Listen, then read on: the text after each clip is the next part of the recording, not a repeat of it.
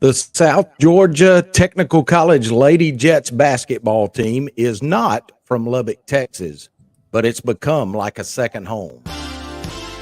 Welcome to the Integrity Sports Podcast, covering local sports in the Southwest Georgia area, creating content that is factual, positive, and informative, promoting efforts by athletes, coaches, and sports administrators. Now, here's your host, Tim Estes. Hello, and thank you for making the Integrity Sports Podcast a part of your weekly routine. Our show is growing tremendously, and we appreciate your support. If you're watching today on Facebook, let me remind you to like this video and share it with your friends. We are on 10 different podcast and social media platforms. We're making an effort over the next month or so to really build our YouTube presence. So if you're watching on YouTube today, thank you. Whatever podcast platform you're watching this on, we want to ask you to go to YouTube and type into the search bar Integrity Sports Podcast, and then hit the subscribe button, and that will help us out tremendously. Our guest today is James Frey, the head women's basketball coach at South Georgia Technical College. Coach Frey, my friend, good to have you with us. Good to be back again, Tim. Always good to spend some time with you. Coach, man, it has been such a good year. It's been so much fun to watch your team play this year. You guys have been just totally dominant all year, and that's been a lot of fun to go out and to watch. You just got back from the NJCAA National Tournament out in Lubbock, Texas. Mm-hmm. I think if my numbers are correct, this is 9 out of 11 seasons. Is that right? Yes, sir, it is. It is.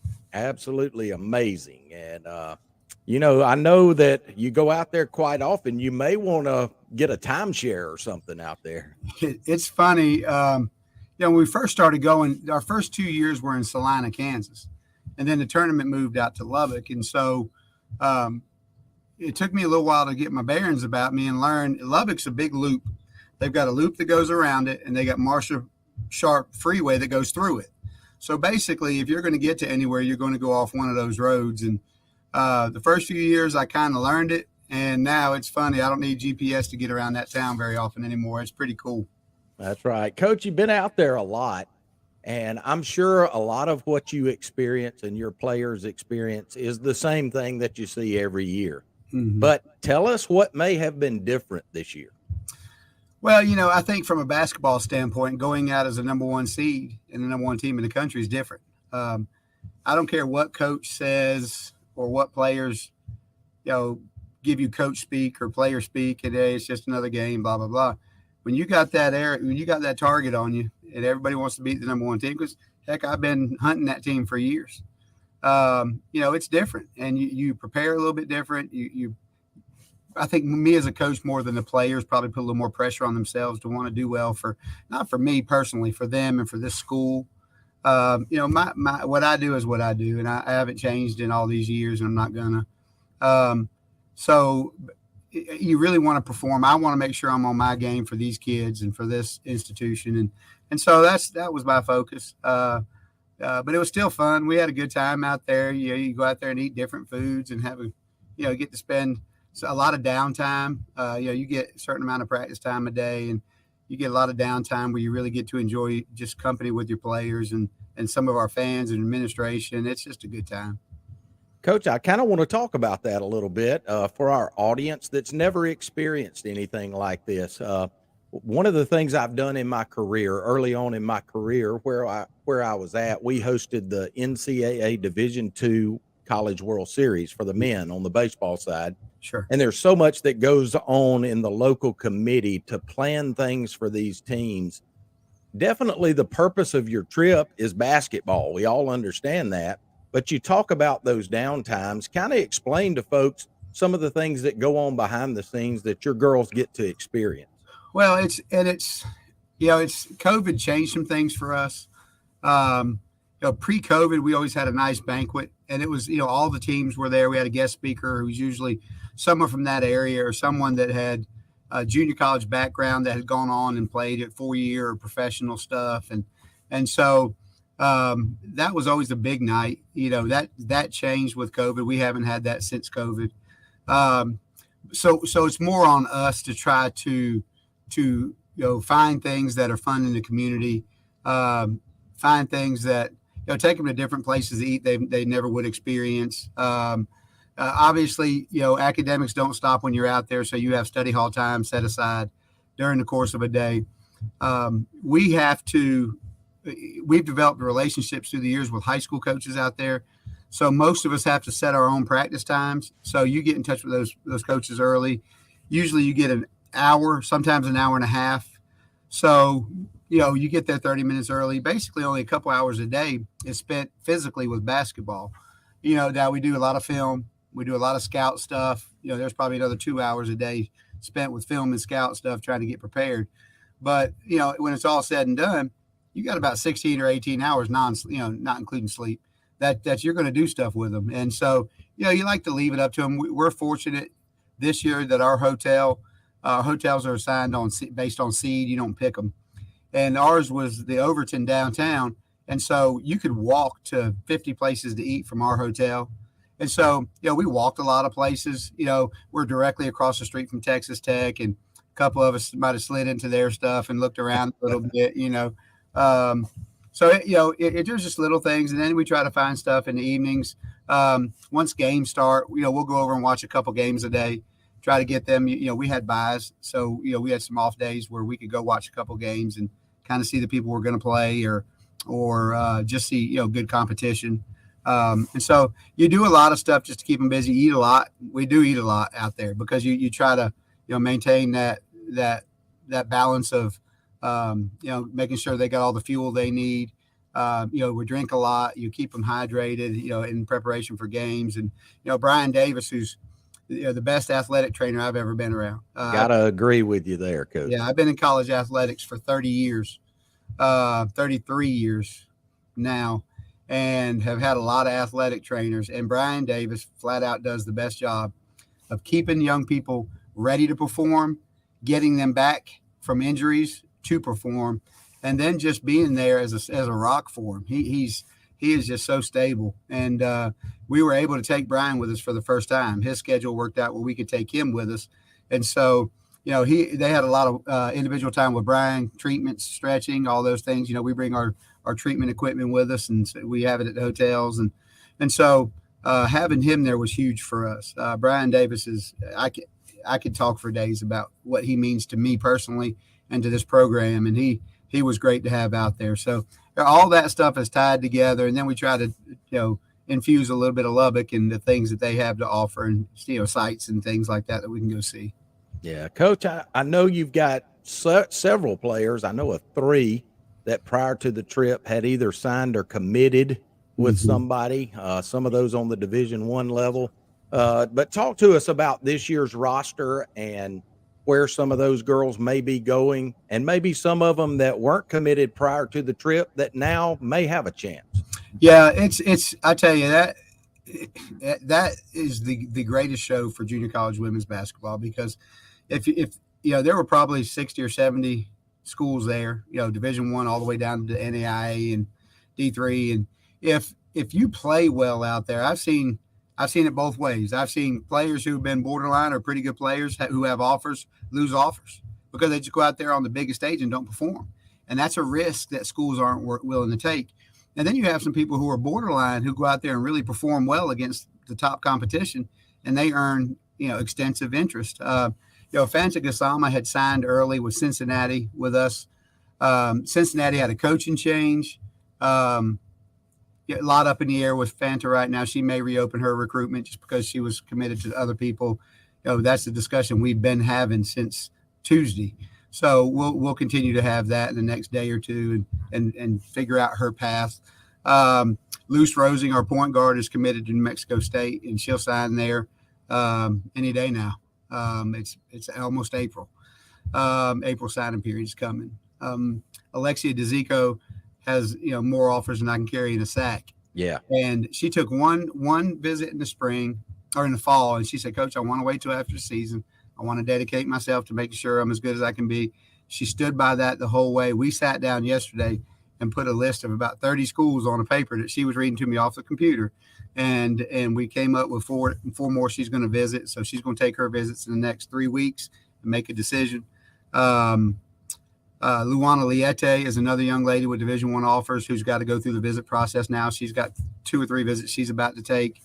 And Cameron James, another one of our post players, Radford and some other schools are recruiting her. So all these, we're going to start lining up visits and airport trips here really soon because this is coming fast. And Dee Williams, who was our backup point guard, just because Luce had 2 years in the system, but Dee played fantastic for us down the stretch. Was hurt at the national tournament, unfortunately, but came back and really tried hard to play. She's going to have some visits coming soon. She has really came along nicely for us this year. I was really ecstatic about the way Dee played. And then Susanna Yepes, who's a 2-year young lady for us. Sue went out there and played lights out for us, and she's picked up 3 offers in the last 3 days, and she's got a Power 5 that is trying to get her on a visit and is recruiting her really hard right now, which blows me away. But that's the type of stuff that happens out there. It's an opportunity for these young ladies to go out there and showcase what they can do. And so all of our sophomores will have visits coming up. Lori Calixte's got some. They all got visits coming, decisions to make. I try to be hands off. When they ask me for information on people, I give it to them. I've been around this a while. I know backgrounds of coaches sometimes and programs. And so when they ask me for information, we'll look schools up. We'll look, depth charts up. We'll look rosters. I'll tell you one thing that's different nowadays. We look at the portal because if a school 2 or 3 years in a row has 5 or 6 young ladies going in the portal, there might be something there. There might be a reason. And so it's just a different change. It changes, that portal changes the game on so many levels, not just players being able to come and go, but how we have to do our research. And because the most important thing to me, and my young ladies know this, is that they go somewhere where they're going to be loved and cared for. Basketball is going to come and go. They've got to go somewhere where they're going to be treated like young ladies and not treated like just a piece of whatever that, is a part of their puzzle. And so that's right. And so that's the most important thing to me. And so I try hard to give them as much information, and then I step back and go, okay, who do you want to visit? And then I call and we'll line up visits. So all that's about to be going on. It's going to be a busy April for sure for our team. Coach Frey, you were a part of our very first program here, you and Justin Payne, and we appreciate that. One of the things you may not be aware of since we started, people have just been reaching out wanting to sponsor us. So beginning in April next month, we will begin a sponsorship program. We've already got a few of those. One of those is sponsoring today's program. That's WMNZ AM 1050 radio out of Montezuma. Beginning next week, you'll be able to hear the Integrity Sports Podcast broadcast on the radio. They'll take our audio off of this and play it on their radio station each Thursday afternoon. So thanks to Lance Teal and all the folks at WMNZ AN 1050 for being a part of the Integrity Sports Podcast. Man, James, I want to switch gears with you a minute. We've talked about everything out at Lubbock. While you were gone, one of the things I noticed, and I think you've gotten word on this, I mean, we all know that the community has embraced you. Southwest Georgia really as a region has embraced Lady Jets basketball. But while you were gone, it was like every marquee in town had something that said, good luck, Lady Jets. You had the Williams Road Church that, man, they just really supported that Susanna. What's her last name? Yepes. It came out and supported her, and I know that meant a lot to her, and brought 30 or 40 folks to your basketball game, so that was a lot of fun to watch. But talk to us about what it means to you as the head basketball coach to have such good regional support. It's priceless, and not from a monetary standpoint, but just these young ladies and myself too, knowing that people back home, it matters what we're doing. Someone sent me a text, and I don't want to single them out, but I thought it was pretty cool. The Chick-fil-A marquee had Fly High Lady Jets on it while we were out there. That's pretty cool. Like, I mean, that's just involvement, and it's a point of pride. And I talk about it all the time. you know, I feel like what we do makes a difference to our school because it gives us notoriety.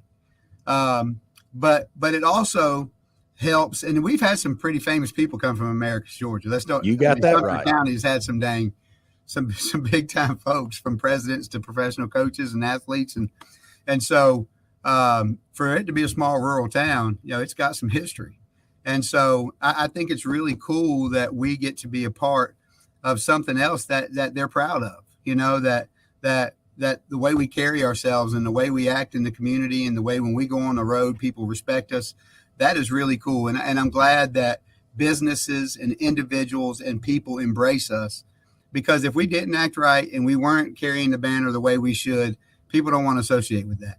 And so it's a point of pride for me and for mainly for these young people at just, how infectious they are, how really neat they are, and how they embrace people and form relationships, and how we've been able to do that in our community and the they're existing the close communities to us, how we've been able to build that bond through the years. And it's neat. I love our relationships, not just our booster club people, but people outside who, when we qualify, offer to help us. It's an expensive trip.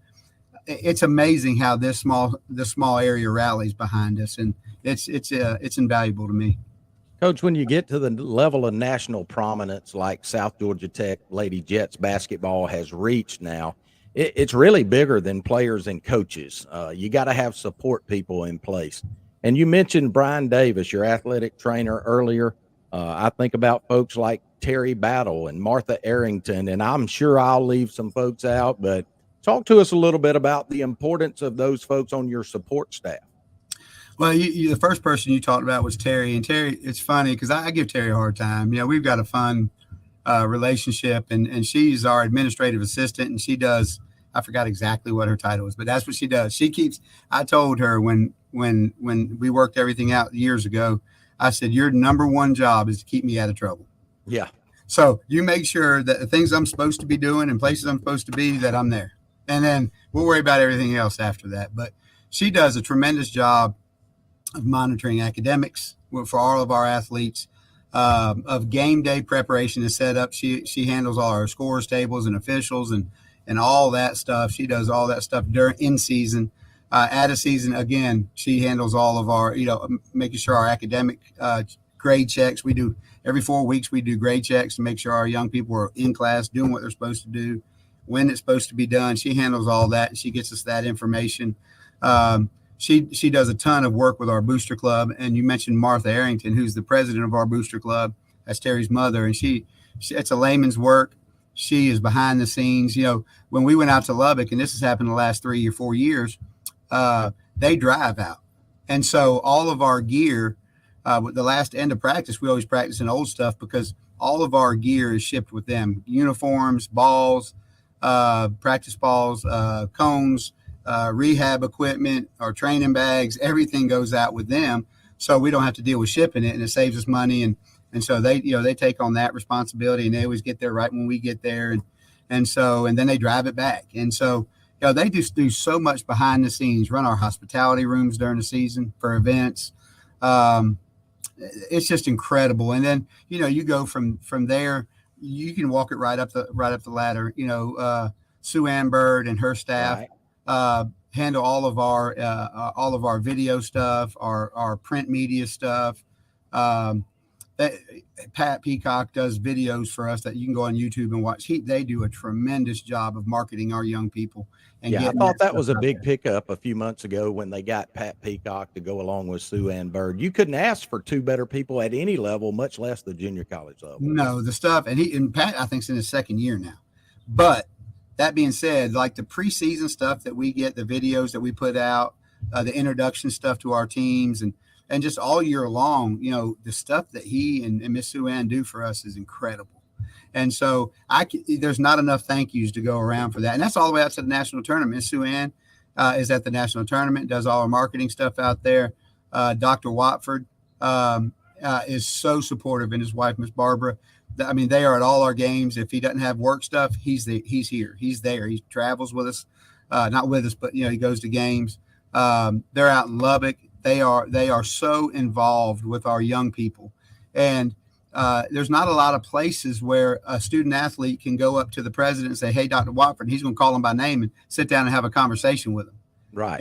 And know, hey, you're from here and this is your background. But he does that stuff, and so it's just different. And it starts. I would leave. I'm going to leave people out too, so I'm not going to. But it starts with him and his leadership and his guidance, and it goes right on down to to our janitor Robert, who is in here making sure our facility's top flight, and who will stop by every day. Coach, you need anything? It is a family atmosphere. It's all of us working together to put a product out there that everybody can be proud of. I know they had watch parties at the school for our games where students were in and fed them. And I mean, it makes a difference. And so, but it starts at the top and that trickles down. It starts with Dr. Watford.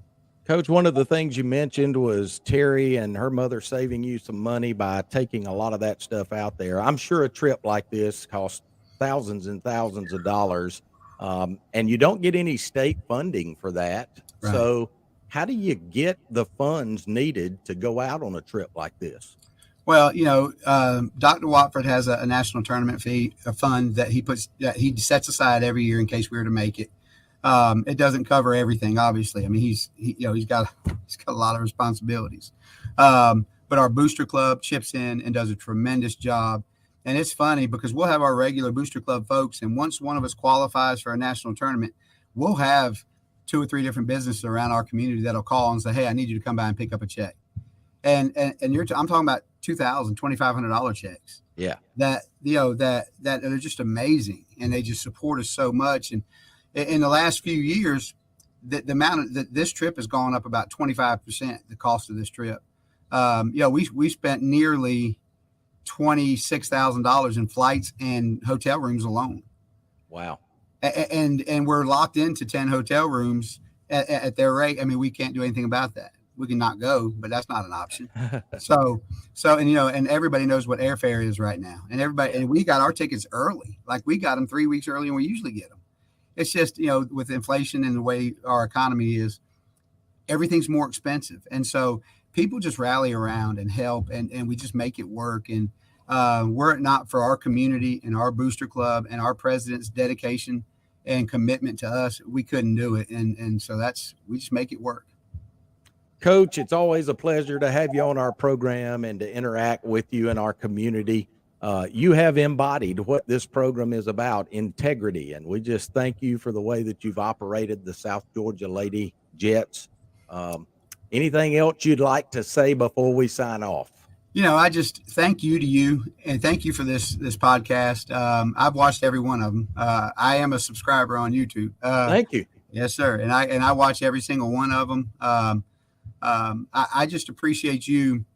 We talked about this on the very first one. So many people put a negative spin on athletics, and so many people, you don't hear about the great and the positive. You hear about the arrests and the kids who make mistakes and they get caught doing this or that, but you don't hear about the positive stuff enough. And so many young people are having life-changing experiences in college. And it just doesn't get told. This story doesn't get told. And I appreciate you flipping the script a little bit and saying, okay, we're not going to focus on the junk. We're going to focus on the real stuff that is making a difference in young people's lives, or, whatever, our community's lives, and focus on the positive. And I thank you for that. And I thank you for our friendship, and Americus has become home to me for the last 11 years. And it's a special place. And we want to thank everybody that's watching today for making the Integrity Sports Podcast a part of your weekly routine. As we said at the onset, our viewership is growing by the week, averaging over 1,000 views every week on 10 different platforms. I'm going to close out today by asking everybody to do me a favor. Please go on to YouTube, type in the search bar, Integrity Sports Podcast. When you get on our page, just hit the subscribe button. I promise you we're not going to flood you with notifications or anything like that, but we're trying to build our viewership on YouTube as well as all the other platforms. So we're thankful for the fact you're watching on whatever platform. Help us out on YouTube as well. Coach, thanks for being with me. Thanks. We sure appreciate it. And Tim, appreciate all you do. So for Coach James Frey, I'm Tim Estes. Thanks for watching. So long, everybody.